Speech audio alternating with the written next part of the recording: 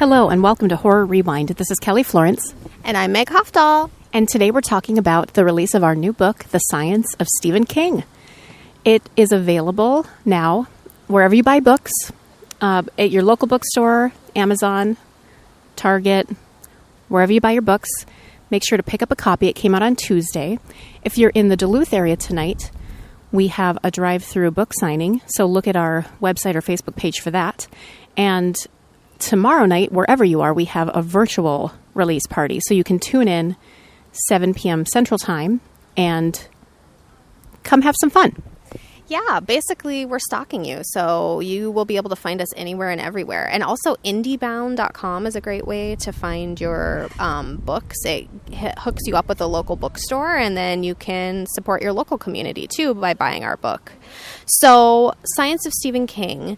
You know, as you guys know, we've written The Science of Monsters, The Science of Women in Horror, and now we are doing The Science of Stephen King. We pitched it to our editors. They love the idea. And, of course, anything with Stephen King's name on it is exciting. But I think for us, it was such a thrill because we both have grown up loving Stephen King. He was formative in our lives and in our love of horror, in reading horror, writing horror, watching horror. And to be, you know, a couple of his self-professed biggest fans and be able to write about the man, the myth, the legend, the master of horror, and then also delve into the actual truth and science behind his stories, this was a treat. Yeah, I mean, there's the biographical aspect, which was really fun to delve into. It's not necessarily like, okay, he was born here and then this happened there. It was more like, why did he write this book at this time in his life, which I found as a writer fascinating. And also, we just like our other books, we go into the actual science of his work. Like, for instance, Kelly goes right into time travel. It is so interesting. And my brain broke after I studied the butterfly effect and time travel for a few days. I was just like, wow, this is beyond. And I hopefully, when you read it, you'll realize I've tried to put it into terms that we can all understand, including me, but it is fascinating.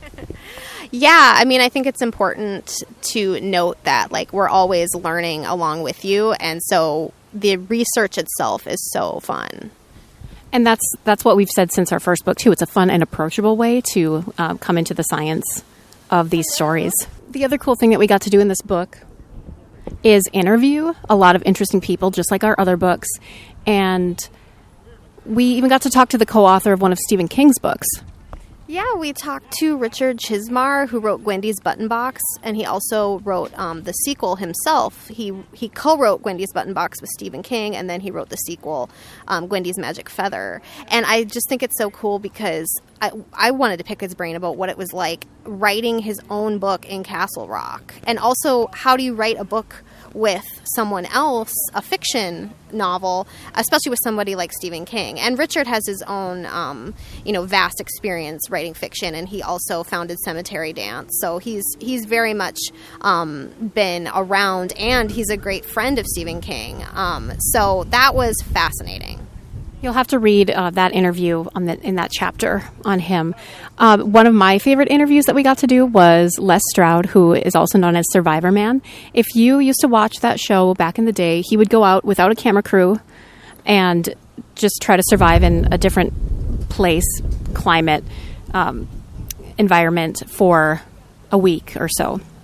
And he's got a bunch of different shows, new shows now that he's made. And one of my favorite references to him is, of course, a Office episode called Survivor Man that I think Steve Carell wrote. So he was being Survivor Man, but Dwight was keeping an eye on him. If you remember that, that's one of my favorites. I love that episode because he is already stripping up his suit. And he's wearing the shorts version, and he's about to eat those berries, and then Dwight goes and hits him and stuff. Don't eat those. Yeah, I mean, that is so cool that we got to talk to him. That's one of my favorite things about these books, is being able to do that. So we are going to give you a little bit of best of Stephen King right now in this episode. We're going to give you some highlights from some Stephen King movies that we've watched, and then also some Stephen King mixology that Lisa has done in the past. So enjoy. Yeah, see? Hi, friends. Welcome to this week's Horror Rewinds drink edition with Lisa Bowl. This week we're going to be making Church's Cup. Little thing I like to call that. And I promise I'm not going to talk like that the whole time. That Judd. First thing I thought, like, guys, I watched this one. Who was their dialect coach? It was very confusing. Anyway, for this drink today, I'm really excited. I'd like you to remember back in the day when you might have had something like a dirt cup, if you remember. It was like pudding and cookies and gummy worms. We're gonna do that because it sort of feels right for a graveyard, right? We're gonna do one of those, but like the adult version. So today, for this drink, you are going to need Oreo cookies, Bosco's chocolate syrup, chocolate ice cream, gummy worms, vodka, Bailey's, Kahlua, and blueberries. I know you're like, wait, what? We're gonna make it healthy, like, gotta balance it out or something, right? So, to start, you all know how I like to decorate a glass. Martini glasses this week. To start, we will need that Bosco's chocolate syrup. You might remember this from when we did Psycho. As I told you, I would really like to help you build your bar, so I'm going to try to keep cycling things through. So we're going to use this, and we're going to go ahead and put that onto a plate. On this plate, now, you're going to take our martini glass, just go ahead, swing it around in there, get a nice, even coat of chocolate sauce.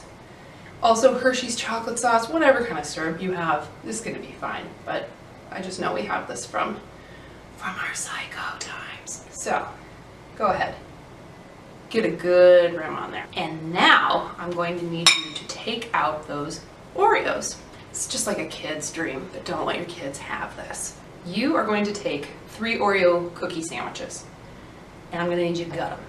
Like, take off the top half, scrape off that frosting, eat that frosting, because we know it's good. If you really feel up to it, ball all 3 of those icings together and just go nuts. Take these parts of the cookies, put them in some wax paper maybe, set them on the plate, grab something like sturdy, maybe like a peanut butter jar, beat them, just like smush it up, because what you're gonna need is a nice fine layer of cookie crumbs. Cookie dust, dirt. Oh. You're gonna take your glass, and we're gonna get in there.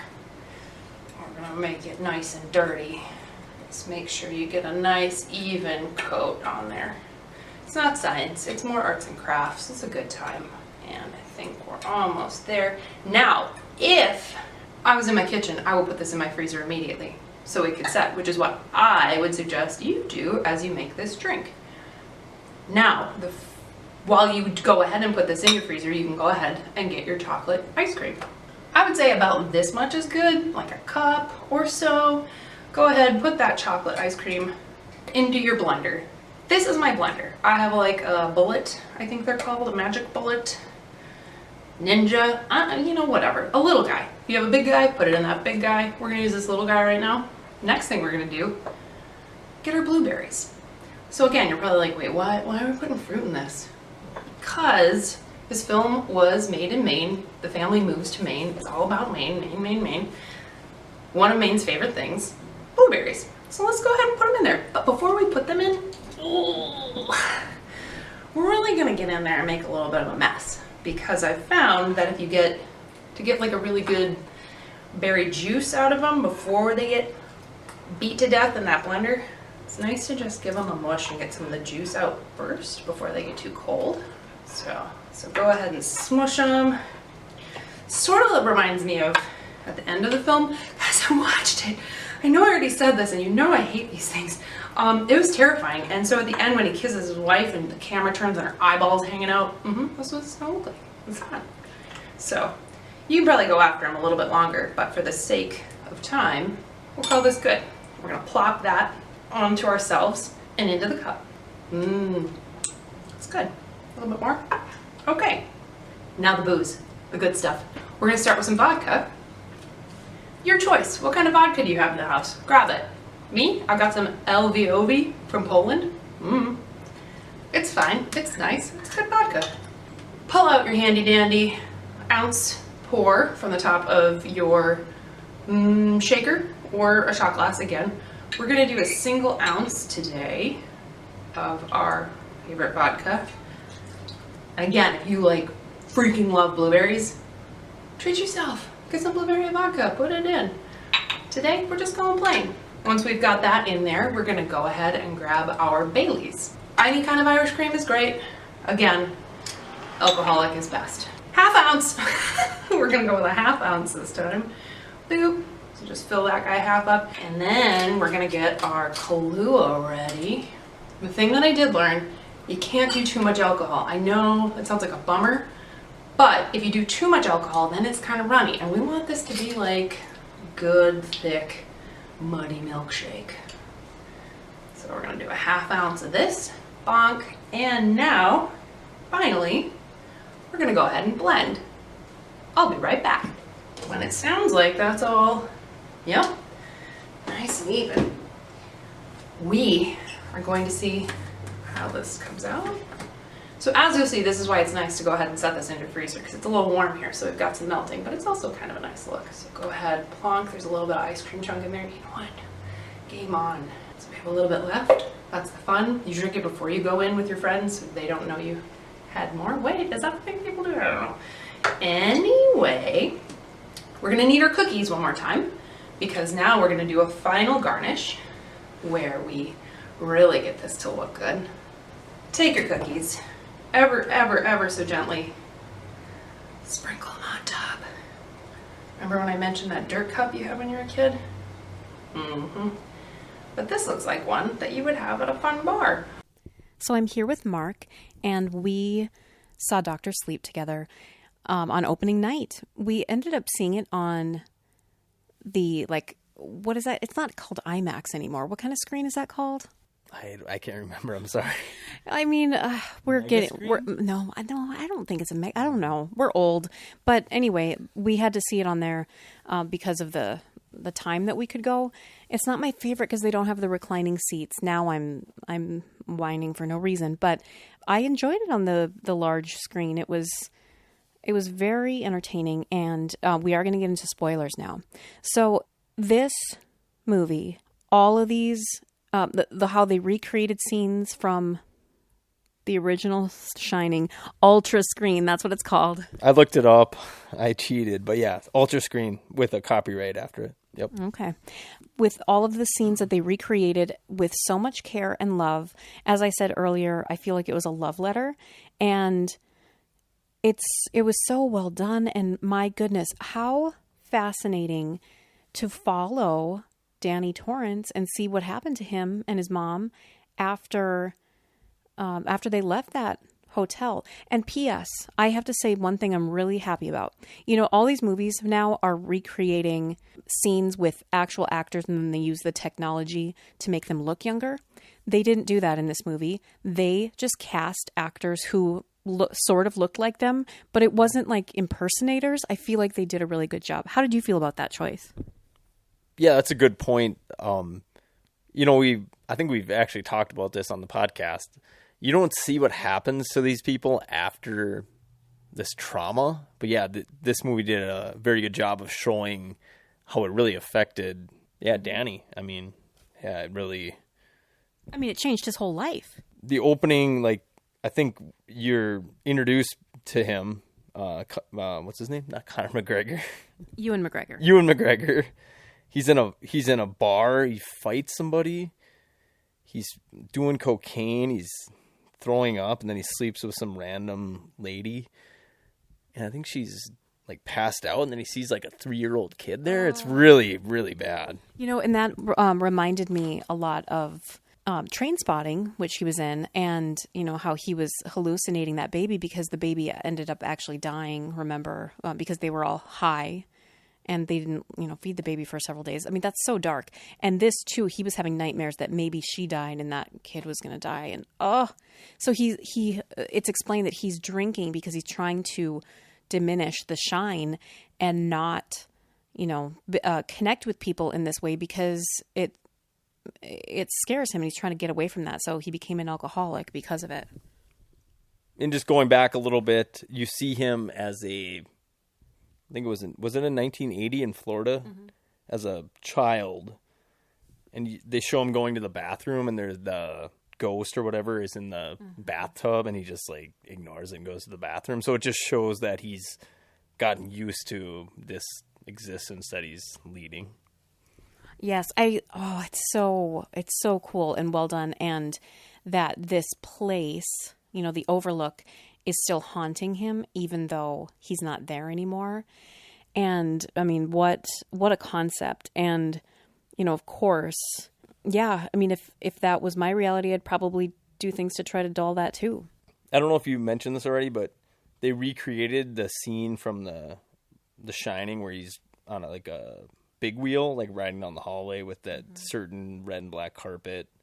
I thought that was pretty cool. And then you mentioned that the same logo in the opening credits as The Shining. Yes, it was so good. And it just gave me all the feels because I can't believe that this exists. It has Stephen King's approval. It's not like a fan film or something. It's actually made with Mike Flanagan, who is so amazing. And it was done with such care that it was incredible. And how about this casting? Like, every single person was great. And I mean, I think you mentioned to me, like, these kid actors, like, they're beyond. Yeah, I'm always really impressed. Like, I have kids, obviously, but when these kid actors are just so good, like, how do they get them to act so well at such a young age? I know. It's really incredible. They're just beyond great. So I liked he's fleeing. Ewan McGregor is fleeing, and he ends up meeting this guy who just gets a good feeling about him. He's going to help him out. He gets him this apartment, and it's $85 a week. That's a pretty good deal. He's offering him a job. Like, he brings him to AA. This guy, I mean, he literally saved his life. Yeah, Danny was really on a bad path. I can't remember how he was on a bus, right? And he just got off the bus, and the guy saw him. He's like, "Did you get off the bus?" And he helped him. So that was a good gesture. I can't remember what actor that guy was. Do you? He was. I can't remember now either, but we looked him up because he's been in so much. Yeah, I really love that, and he's got that chalkboard wall, and then that, of course, comes into play because he starts talking with the girl who has the shine as well, and they're communicating, and they end up, having to defeat this cult of people who, it's like they're vampires, but they literally, steal the shine from people. And wow, okay, Jacob Tremblay was the victim with the baseball glove, if you remember. I mean, I'm skipping around now, but his scene, it was brutal. They killed him and they, buried him, and he's such a great little actor. And I mean, that he's a legit actor too. Like, he's been in some stuff, but wow. Oh, and I love that his baseball jersey was number 19.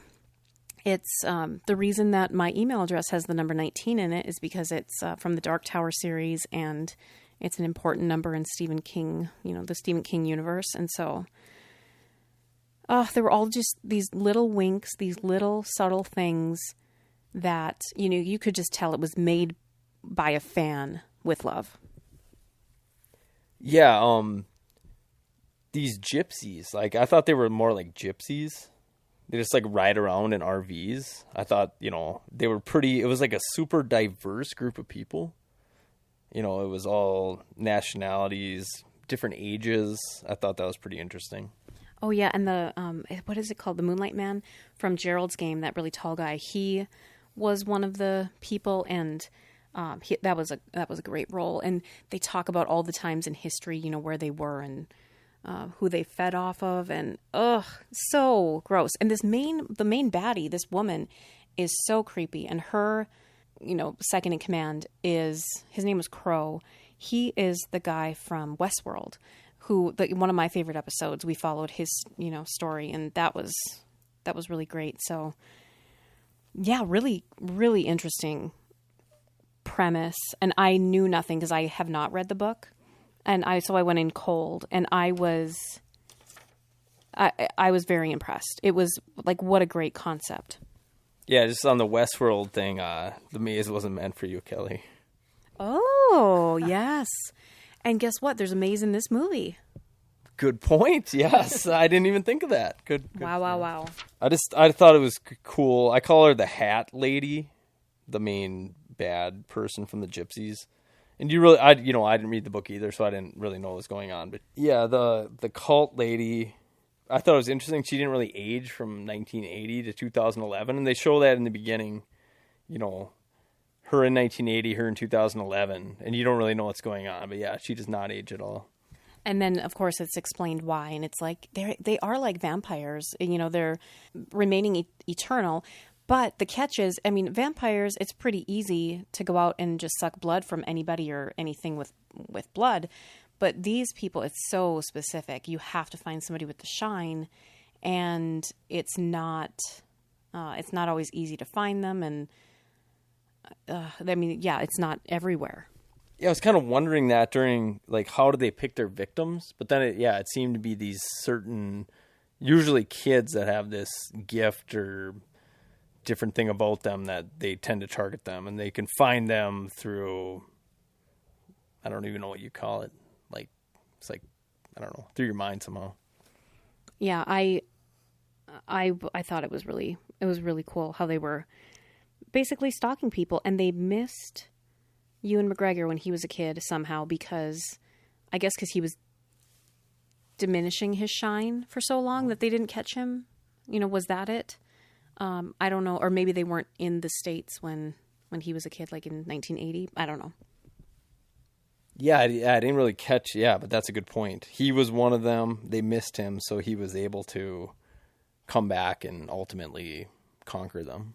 And so this job that Ewan ultimately gets, he is working in this hospice home, and he gets the name of Dr. Sleep because he is following this cat, basically because the cat knows when people are about to die, and then Ewan can go in and help them feel better and relax before they die.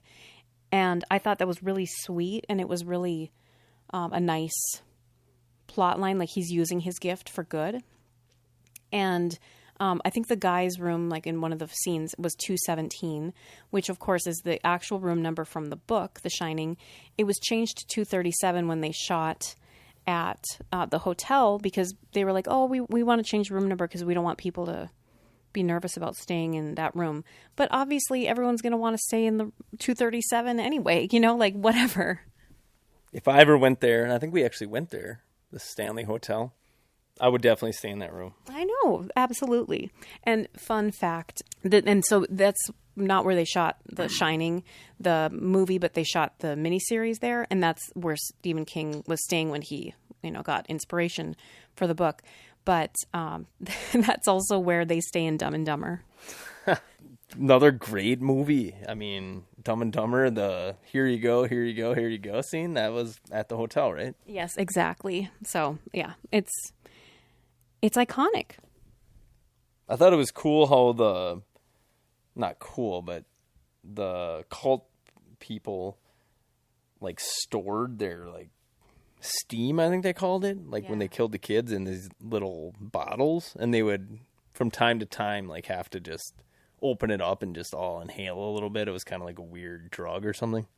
Yes, and I didn't know, the scene with the, I can't remember her name now, but the girl with the short blonde hair, when she gets that guy to go to sleep in the movie theater, and then she's cutting him and she steals his money and stuff.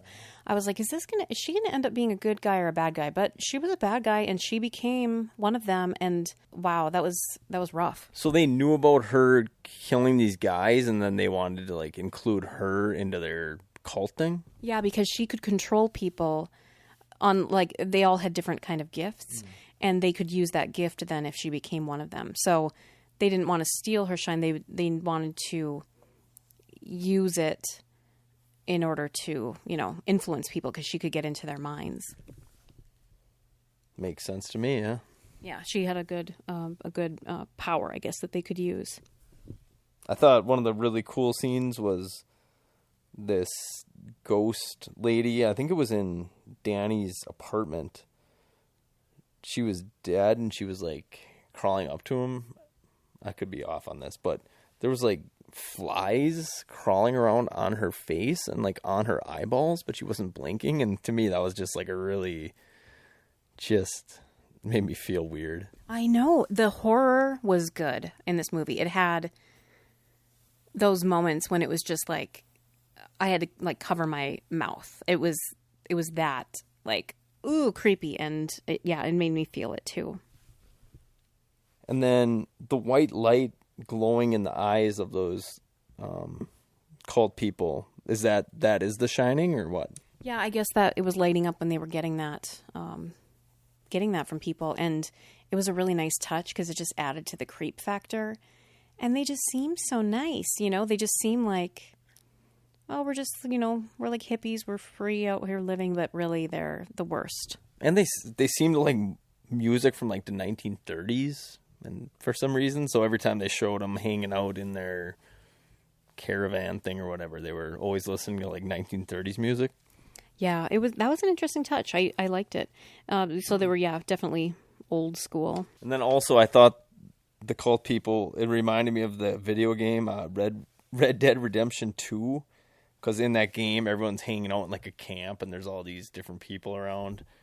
And the main person, like the head of the gang, his name's Dutch, and he wears a hat, and the head lady in that also wore a hat, just like his. Yes. Oh, yeah, so I love this. What's the girl's name who has the shine, who Ewan's communicating with? I can't remember now. Anyway, she has this gift, of course, and she and the hat lady, they go into each other's minds, and she's got this really powerful shine.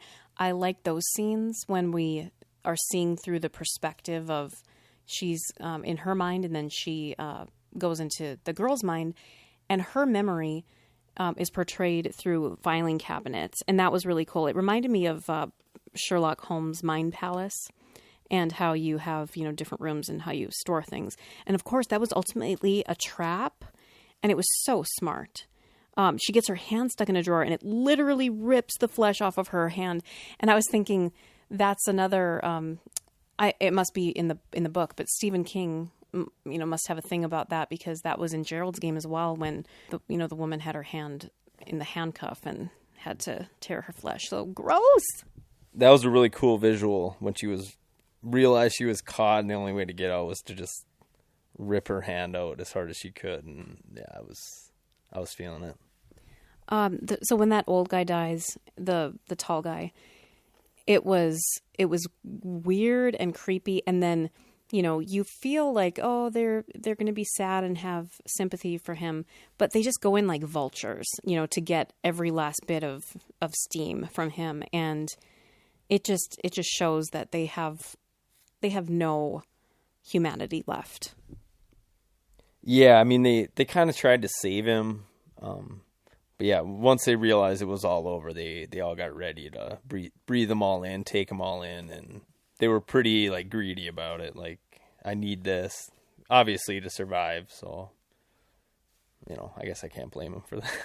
You know, I turned to you at one point and I was like, how are they going to defeat these people? Because they seem unstoppable.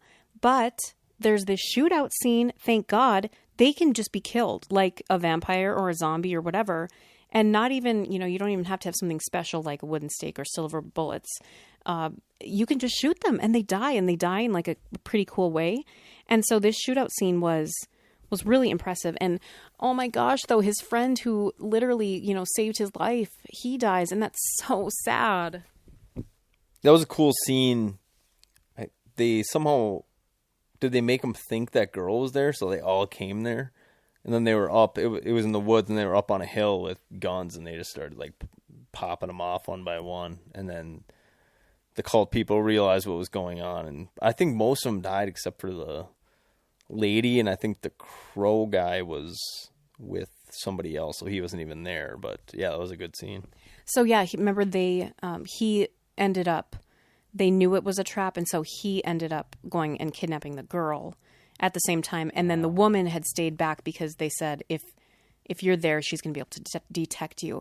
And so the friend's death scene, that blonde woman that right before she died, remember she can get into people's minds and convince him to do something. She told that guy to kill himself, and he shot himself, and it was so sad. Wasn't that so sad? Totally, yes. That was very, yeah.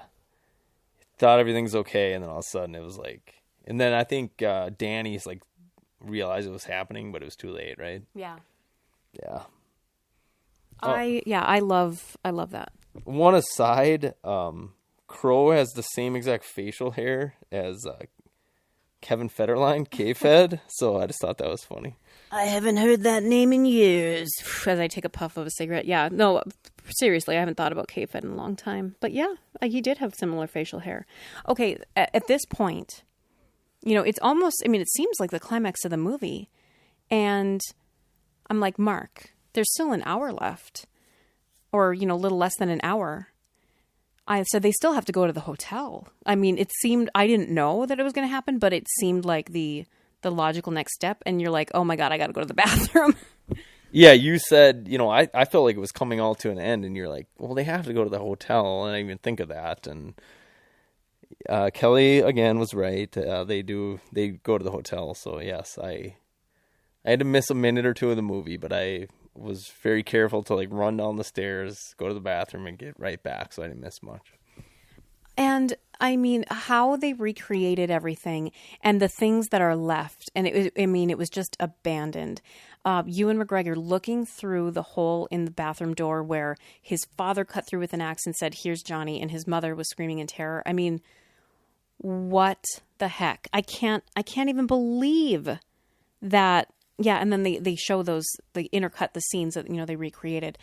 I can't even believe that this exists. And him, waking up the hotel, but ultimately it was a trap, and he knew he was setting the trap and that he was probably going to end up perishing, and he did. It was a big spoiler alert for the end, but it is so good. And I just love how it paralleled when Jack Nicholson is coming after Shelley Duvall, and she's got the bat and he's got the axe, but yet it was like reverse, and now Danny was the one, in place of his mother, and then this hat lady. Oh, and then he sets the hotel people on her. That was so good. Yeah, all the hotel stuff was really good. I thought it was an interesting decision to actually show the actual cut back from the original Shining movie of his dad looking through the door. But it was cool. That really, made it real. And then the ballroom bar is just awesome. I want to go there. I know. They need to recreate this and have a Shining themed hotel. And where you can actually go stay and people are in costume and stuff and you do a murder mystery. I don't know. I think that'd be awesome. Yeah. And talk to that bartender guy one-on-one. That'd be. Yeah. So it's cool because, you think, you don't know right away because they don't show him. You think, oh, maybe it's the original bartender from the Shining movie who Jack Torrance is talking to, but it's actually his dad. And, it is Jack Torrance that he's talking to. And he is a ghost of the Overlook now. And wow, so powerful. And he's trying to get him to drink. He's trying to get him to drink his drink, the Jack Daniels, and he doesn't do it. And I was just like, please don't. His dad had a really interesting thing about how alcohol is the medicine that erases the blackboard of your mind. Oh. So that's why his dad, it's drink to forget, but Danny knew better, so he didn't fall for the trick. Oh, that's good. I forgot about that line. I'm glad you wrote it down. That was amazing. And then, the woman shows up and, they have this big end sequence, but it's not just her that needs to be defeated. It's the place. Yes. And I wrote down, I like the mind tricks and games over just being a physical fight. But I don't remember why I wrote that down. No, it's good. Yeah, it is because everything was like a trap and you have to be one step ahead and be clever. And yeah, that girl, had the power and she was able to outwit the hat lady, which was awesome. So I know this is how I felt. When we saw It Chapter 2, I was like, this is good, but it's too long. This movie for me, I could have watched 3 more hours of it and been happy in that world. I know for you though, and maybe it was because you had to go to the bathroom. I know for you it got a little bit long. I feel like that has happened now. Yeah, like you said, in It 2 and in this one. Because maybe it's because I feel like the movie's coming to an end, and then you're like, wait, there's still an hour? And then the end is so epic, but it gets kind of long for me sometimes. But I still enjoyed it. I just felt like it was a bit long. Okay, yeah, well, that's fair. And we did see a 9:30 showing, so it was pretty late. But like I said, I could have sat there another 3 hours so happily. I was completely enamored with this whole movie. So full disclosure, I had curling league at 8 o'clock, but I was able to make it to the movie before the previews. It's in the same building, luckily, which is awesome. But yeah, so that's why we had to go see the late one. So I'm sorry, Kelly. Yeah, no, it worked out. It ended up being fine. I love at the end that it's revealed that now Ewan McGregor, or Danny Torrance, is now like Dick Hallorann was to him, and he's going to be her guide. And I mean, I think I would read a novel now about her life and growing up, and what's going to happen next. I mean, and then make a sequel. I want to keep living in this world. Yeah, I mean, the story just keeps perpetuating itself and continuing. So, yeah, it was a good way to end it. And I think at the end it showed her going into the bathroom, and the bathtub lady. The bathtub ghost lady was in there, and it was the same as him. It was just like, okay, there you are. I'm just going to go to the bathroom or whatever. So it just showed like that this is now just a regular part of her life. And I think she was going in to put it into one of those boxes like Dick Hallorann taught him, because, she's going in with confidence. She's not running away. And in her mind palace, or whatever it is that they call it in the book, she can just trap it in these boxes. And just like how Danny unleashed them on the Hat Lady. Okay, so let's rank this movie on a scale of 0 to 10. 0 being you hated it, 10 being it's a perfect movie. What should our scale be for Dr. Sleep? Man, I don't even know. It's so much going on. I know. I feel like, do we go with like steam tubes? I was kind of thinking that. Let's do it then, because we both had that idea. Okay. So how many steam tubes do you give Dr. Sleep? I'm going to give it an 8 out of 10. I've seen The Shining. I haven't seen it recently, so I wasn't super familiar with it. And I mean, I liked it, but I wasn't like obsessed with it. So I didn't get all like the different callbacks and stuff. But yeah, this was a really solid movie. Good acting by everybody. Made me feel, it made me feel creepy. I liked how there was like all these different storylines that somehow at the beginning seemed like they weren't really connected, but they all kind of came together at the end. Yeah, I enjoyed it, and I would recommend it. I am giving Dr. Sleep 10 out of 10 steam tubes, because it did everything for me that I didn't even realize it could. It brought me nostalgia. It brought me Stephen King. It brought me Ewan McGregor. It gave me a plot that I wasn't expecting, that I thoroughly enjoyed. And so it was like this old world and this new world completely perfectly meshed and opened up, and I loved it. Now, yeah, it's like this movie was just tailor-made for you. Yes, I know. It's like, am I in a coma, Mark? Is this just like, have I been in a coma for like 3 years or something, and I'm dreaming this? Because this just seems too perfect. I don't know. Maybe you're dreaming. Maybe it's real. I don't know. Oh, boy. Hello? Hello, how are you today? I'm great, thank you. How are you? Good. This is our mixology segment of Horror Rewind, and I'm talking to Lisa Bowl. And this week, she has concocted a bloody good cocktail for Carrie. Yes, I have. So, as you mentioned... What you've come up with? We came up with a little drink. My husband was very persistent in the belief that the idea of this drink needed to be called "They're All Going to Laugh at You." Yes. So that is what we're working with today. Perfect. Tell us how you came up with it. That one iconic scene that I have actually seen this movie and have not, blanked out most of it. And I believe that was the mother's line, right? Like that was what the mother just kept. Yes. Ugh. Terrible. Yeah, gross, right? It's so bad. But I think you're all going to laugh with her. Nope, I don't know where I was going with that. It's a tasty cocktail. Great. So, some of the ingredients you're going to need for this include bacon. Surprise. You're going to need, depending on how many people you're having and or your affiliation to bacon, a lot or a little. However much you do decide to use, you're going to want to make it really, really, really crispy, because we're going to crush some of that up and use it to decorate. So you're going to need some bacon. You're going to need about a cup of fresh strawberries. You're going to need some sugar, some water, some Irish whiskey, because it just felt really like the religious drink, right? Right. And some bitters and some maple syrup. These are all going to work together.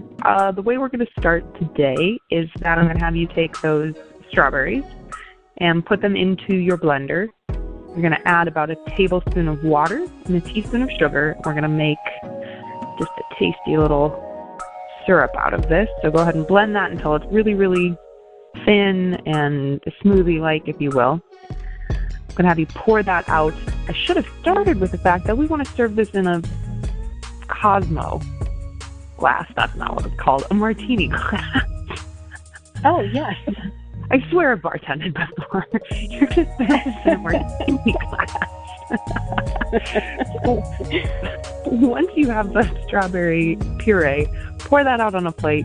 Take your beautiful martini glass, and we're going to do again the same, where we're just going to kind of dip it in at the top of the rim and just get a nice equal coat all the way around the rim. On a second plate, I'm going to need you to have some finely crushed bacon.